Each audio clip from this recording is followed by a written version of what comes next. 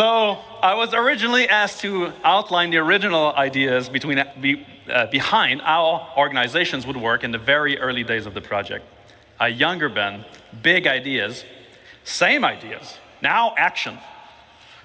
You have no idea how happy I am that we're finally tackling this task and this design in the game to truly give you all the tools you need to make your empire in SC. There are more than 70,000 organizations registered on the RSI website. 69,999 of them of decent size, and then test. Ridiculous. Too big. But all of those have custom identities, logos, charter. The amount of creative and high quality content you guys have always produced has always amazed us and inspired us. Those orgs range from a small group of friends with just a name to large companies spanning a large amount of players with the intent to share wealth, missions, and campaigns together. Now we want to make those orgs matter in the game. Should you choose to join or create an organization, we want this social aspect to be part of your progression. But don't let me spoil it. Let's get a real designer to cover this stuff. JJ, you are a self-proclaimed big MMO player yourself, so why don't you give us the details? I didn't realize I went around self-proclaiming so much, but thank you. But as an MMO player, I understand that different terminology is used in a lot of different games, so I just wanted to very quickly go over how we're using it in Star Citizen. So orgs, as many of you know, the players coming together to achieve a goal, whatever you want your goals to be. We give you the framework and you set it up and drive it forward. And we were going to shout a few of them out, but I was actually told we couldn't play favorites, so we actually made our own. So we've got the Fellowship of JJ and the Balt's Fault Buccaneers. Those what? guys. You guys made your own orgs? Yeah, we kind of left you out. Sorry about that, James. We also have NPC factions, and they're already in the game. And you can earn or lose reputation with them. Now, contracts and doing nice things will earn you rep, and killing and stealing and all of that horrible stuff you love, Ben, that will lose you rep. Ling and Redwind and the ones that you can see on there are just a few examples, and there's going to be a lot more to come going forward. Now, there are also guilds, like the Interstellar Transport Guild. And these are essentially collections of several factions, and we're putting them in a position to be more prevalent. What? You're saying there's something bigger than factions? Oh yeah. So they're going to be something you interact with a lot, and they essentially handle contracts for the factions. But you will earn rep with both still, but as the bigger entity, the guild will be much more important. And you'll find out a lot more about guilds tomorrow at the Stars My Destination presentation at the end of tomorrow. Again, a tease. But now we can dive into some of our new org systems. Yes. Let's start with the basics. I want to find or I want to recruit for an org. Yeah, so welcome to the new app for everything orgs. Tease with the mask. So orgs can be big and complex, and as we said, some of them have thousands of members. So when we designed the app, well, we made sure that we took this into account, but it's also something that we can expand on moving forward. So let's have a look at it. Now, I'd like to point out that the Fellowship of JJ, like every designer-based org, is really focused on things like progression gameplay and mission and crafting and leveling up. But my Balt's Fault Buccaneers, no, they're the real deal. Now, we don't do any of that stuff. Now, we're in it for profit, interdiction lines, shipboarding action. We get all that sweet cargo for free. For free? That sounds pretty illegal, Ben. I don't know what you're talking about. What's in those crates? Slam! Anyway, it sounds like you guys might be interested in joining some big orgs. Well, I prefer something smaller. So I think it's fair to say that we like playing in different ways and will want to join different orgs.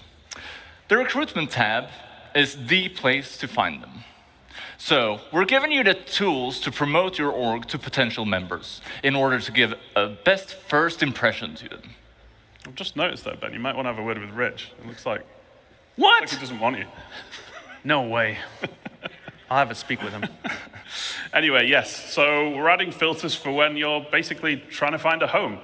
And we want to cater to all types of players because we're a massive game, right? And orgs are combining tons of different gameplay in tons of different ways. So you can search by name if there's an infamous org you've encountered out there in the verse or online. You can search by size. So if you're after a big and active org like me, or a small and more close-knit org like Gabriel. Then you can also search by the gameplay focuses you enjoy. So maybe you love trading and PvP, or maybe you like events like the Daymar Rally. Safe? Yeah. So I guess you'd end up searching for, say, social and racing, maybe? What if I love committing crime and roleplay, asking for a friend? What's that got to do with the presentation? Anyway, you can search for whatever you like, and if it's not there, why not just create it yourself? So, we allowed you to join multiple orgs back in 2014. I can still do that, right? Oh yeah. So we're keeping it supported, and we're actually doing the Star Citizen thing, and we're going one bigger. One bigger. So we're giving you an additional one to join when we actually bring it into the game too. And we wanted to keep it because we've all played games where it's far too limited. Like one org per character just isn't enough for a game this size. Yeah, and here you get an idea of what the full screen will look like. It's going to be your one-stop shop for joining or finding players for your org. So let's have a look at the core functions and features to look forward to in the rest of the app. This is the Summary tab. On here, you can select one of your orgs that you're in on the left-hand side, and you'll see, well, a summary, a lot of at-a-glance information. So we'll introduce some of these one at a time. So first off, announcements and org information. Simple stuff. You use them how you want to. Also, we're adding an events log. So in here, you'll get a summary of important events within the org and changes to org statuses or settings. In short, these things, well, it's a big verse, and it's easy to miss cool things that happen in your org. And these features will help you stay on top of the day-to-day life of being an org member. Okay, we're also adding an events calendar. So by default,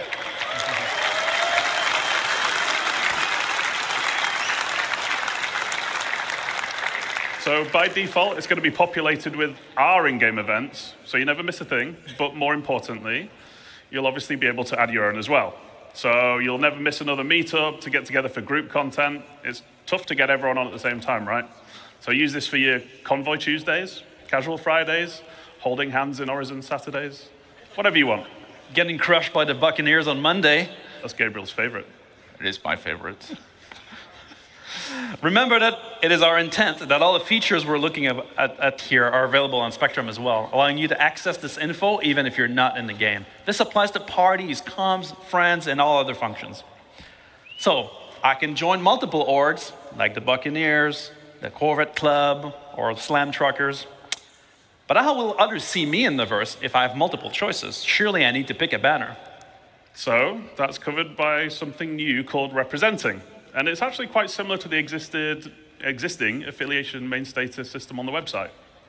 So if you're in multiple orgs, you choose which one you want to represent, but you can only represent one at a time. Now, there are ongoing benefits for being in orgs, which we'll get to in a minute, but choosing who you represent asks which one you want to benefit from at any given time. But why? Well, we wanted to support players who like to play with different groups of friends. But we didn't want players who are just in one to be at a major disadvantage to those that are in the full six. Because really, joining multiple orgs should be your choice and not feel like it's a necessity. And there's no need for you to switch which org you're representing to see things like this Moby screen or org chat. But we want to put limitations on how often you can switch to avoid exploiting the systems. And we don't want to punish anyone who's, playing by the rules. And a big part of representing is visualizing it in-world. We want you to be able to fly your banner for your org. So we're adding another MMO staple to the game. Tags.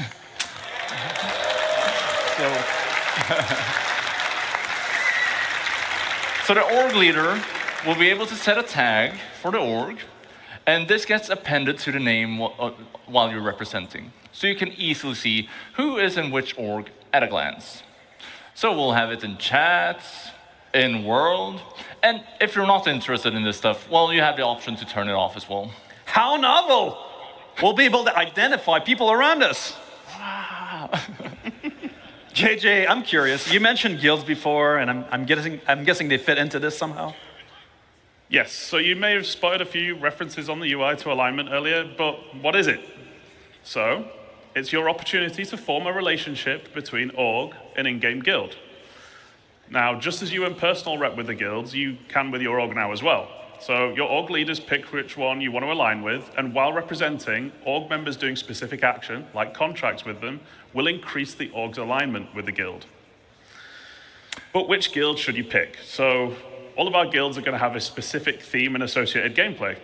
And you can basically pick the one that matches your theme or benefits your org the most. So a combat-focused org, like the Fellowship, might want to align with themselves with the Mercenary Guild.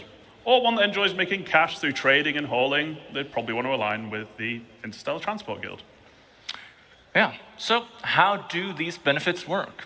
Well, as your alignment with a guild, as it raises, you both unlock new benefits from that guild, as well as improve your previously unlocked benefits. So, for example, if I align my org with the Academy of Science Guild, we might get research speed improvements. As my org performs contracts for this guild, alignment raises, and that speed benefit gets better. And needless to say, other guilds will have other types of benefits. Finally, on guild alignment, you are not locked in forever. You can switch at any time. However, that will put your alignment back at 0, so it's a big choice. So every member gets full benefits. Well, not necessarily. We're also introducing loyalty. So it's similar to the org's alignment with a guild, but this represents your relationship to the org you're in. Anything you do that benefits the org while you are representing it will gain you loyalty with them. So for example, you could be doing missions for the org-aligned guild, or you could be depositing money and materials into org storage. Org storage? Another that tease. Ooh.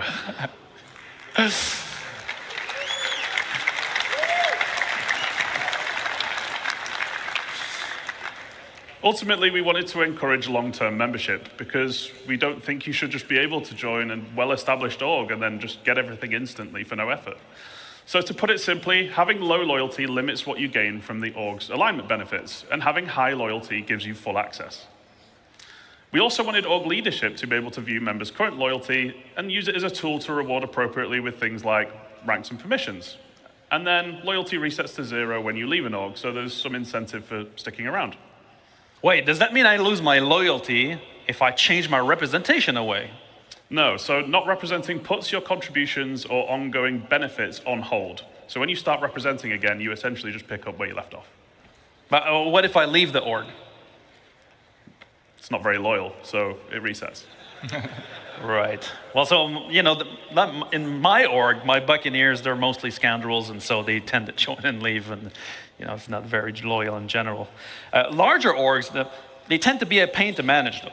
With the flow of joiners and leavers, do we have any tools to help managers like me? Well, let's have a look at the Members tab. So this is less complex than the previous tabs, but it's equally important. This is where you see the community of your org and your place in it. So in here, you'll be able to manage members, you can leave notes, and see the ranks of members. And as we did with the friends list and the party list, we're adding rich presence in here as well. This is the rank panel. It gives you a clear indication where you sit within the community. And you'll see permissions on here, but that's something that we'll delve more into at a later date. For now, I'll just say that the leader might be able to determine permissions for each rank, and well, it could be things like inviting new members or accessing org storage. Stop teasing us with org storage, God! Come on. So, all right, so orgs form and friendship and animosities build up. Maybe my Buccaneers and the Fellowship of JJ don't really see eye to eye most of the time. Would be great for this to translate in game, wouldn't it? It would, wouldn't it?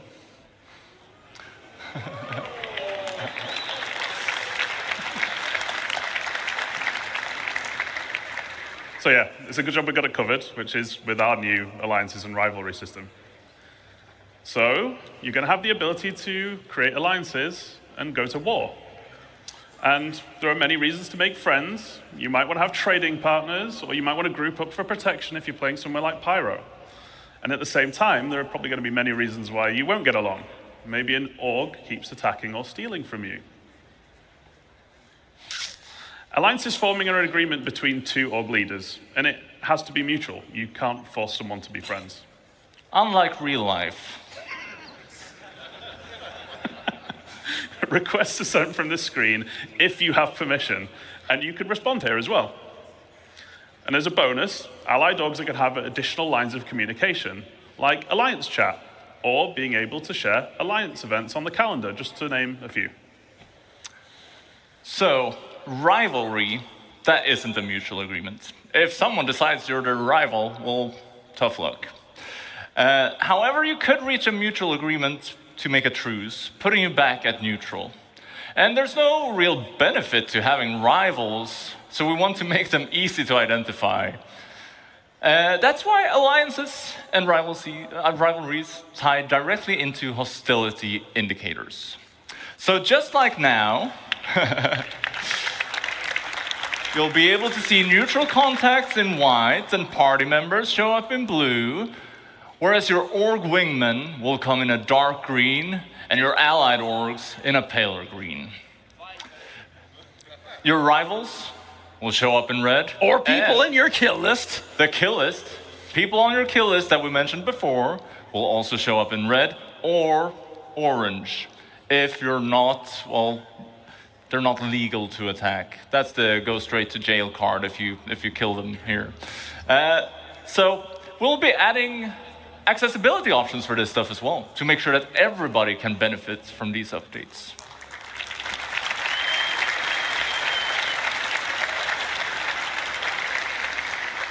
So that's everything for orgs today, but it's just the tip of the social iceberg. And we didn't have time to show you everything, but there's lots more to show in the future. And we're super excited because we finally get to deliver it. Yeah. Now, what have we learned? We're upgrading Star Citizen social tools to MMO size. With a new social app in the MobiGlass, proper tools to manage parties with rich presence, ready check, and ship information. Richer chat with the niceties normally present in every game. A new party finder, a system that allows you to find players to play with. Revamp beacons and guide system powered by rating and proficiency. On orgs, we're bringing orgs in the game. We're obviously with a new orgs app, but also alignment. So you align your org with a guild and get benefits for your members, representations, which identifies you in the verse and gives you benefits, and loyalty to your orgs, and alliances and rivalry to identify friend from foe. And now, we're going to leave you with a short video to end on because we couldn't show everything we're working on. But what would it look like in the unlikely event where our two powerhouse orgs came together as one? And my org, right? Yeah, it's a little teaser for tomorrow's crafting your home presentation and what you can build together as an org, and teasing something else coming in the future. Have a great CitizenCon, guys. See you there. Yeah.